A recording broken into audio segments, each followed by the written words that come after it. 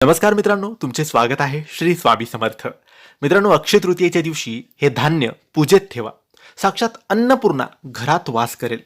मित्रांनो, अक्षय तृतीया 3.5 मुहूर्तांपैकी एक मुहूर्त या दिवसाला, या सणाला मानले जाते.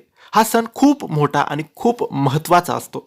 यावर्षी अक्षय तृतीया 19 एप्रिल रविवारच्या दिवशी आहे.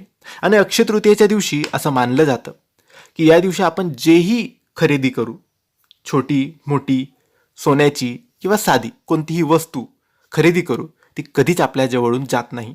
ती नेहमी आपल्या जवळ राहते आणि तिच्यामध्ये नेहमी वाढ होत राहते. म्हणून या दिवशी लोक सोनं चांदी खरेदी करतात, पैशाचे व्यवहार करतात, जमिनी घेतात किंवा जेही मोठे मोठे व्यवहार असतात, वस्तू असतात, ते या दिवशी खरेदी करतात. परंतु प्रत्येक व्यक्तीला हे सगळं करणं, खरेदी करणं शक्य नसतं. मग त्याने आपल्या परीने जे असेल ते खरेदी करावं. खरेदी नाही करता आलं तरी आपल्या घरातल्याच वस्तूंचे आपण पूजन करायचे आहे.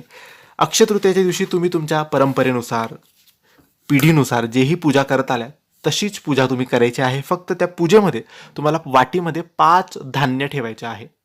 ताटात ठेवलं थोडं थोडं तरी चालेल किंवा 5 वाट्यांमध्ये ठेवलं तरी चालेल. आणि हे धान्य तुम्ही जीही पूजा मांडली असेल त्या पूजेतच हे धान्य ठेवायचे आहे, ताटात रचून, आणि त्याचे पूजन करायचे आहे. हे धान्य कोणतं? तर तांदूळ 1 वाटी, ज्वारी 1 वाटी, गहू 1 वाटी, हरभरा, अख्खा हरभरा 1 वाटी आणि बाजरी 1 वाटी. हे 5 धान्य तुम्ही घ्यायचे आहे.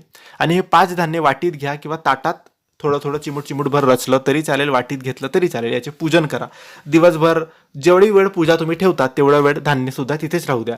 आणि नंतर हे धान्य तुम्ही कुठेतरी बांधून तुम्ही धान्यामध्ये टाकून द्या. म्हणजे प्रत्येक धान्य वेगवेगळं बांधा. तांदूळ बांधा, कागदात बांधलं, कापडात बांधलं तरी चालेल आणि तांदूळात टाकून द्या.